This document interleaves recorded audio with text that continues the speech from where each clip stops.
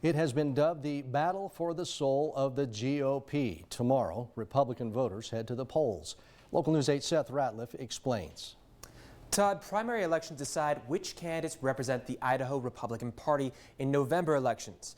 This year is different, however. It's not just choosing which candidate is most qualified, it's a battle over ideology. Infighting amongst the Republican Party has reached a fever pitch as Republican candidates attack each other over who is more conservative or too extreme. And at the center lies the virtually unknown community position of precinct committee officer.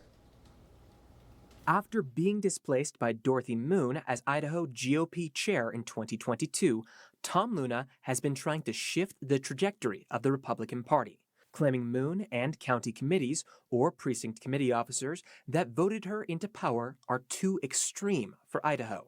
With another state GOP chair election this summer, the stakes are high. The way we take our party back is we use the precinct committeeman races that will be on every ballot. They are on every ballot across Idaho.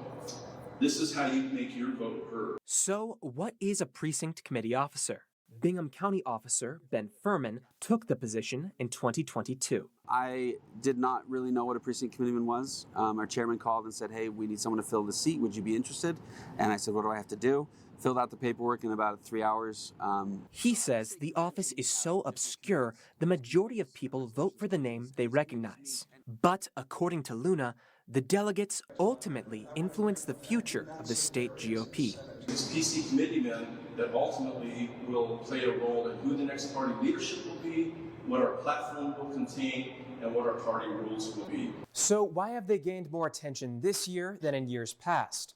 Furman says the state GOP has essentially broken into several competing lobbyist groups, the Northern Idaho Republicans and the Gem State Conservatives, which he describes as more traditional Reagan Republicans, and the Idaho Freedom Foundation, which critics have called libertarians and far-right extremists.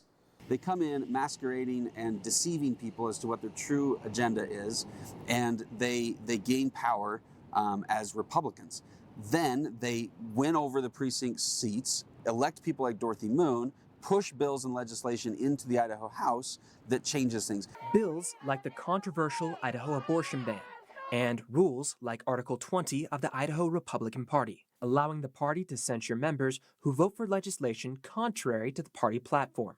But according to Bonneville County State Committeeman Brian Smith, the Reagan Republican narrative couldn't be further from the truth. Democrats infiltrate the Republican Party and run as imposters, as Republicans, so they can get elected.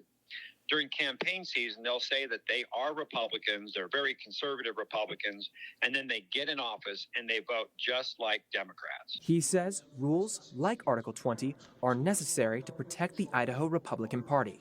If following the platform and following the Constitution is libertarian, then I guess people who do that are guilty as charged.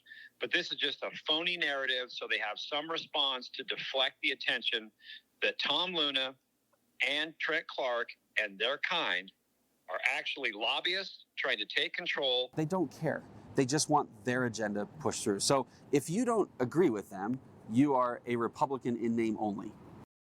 In Bonneville County alone, nearly 100 people have thrown their hats into the ring for less than 60 open slots. 48 are supported by the Gem State Conservatives and claim to be traditional Republicans. 36 by the Integrity in Government PAC, which lists candidates who say they have voted in line with all 19 pages of the Republican Party platform.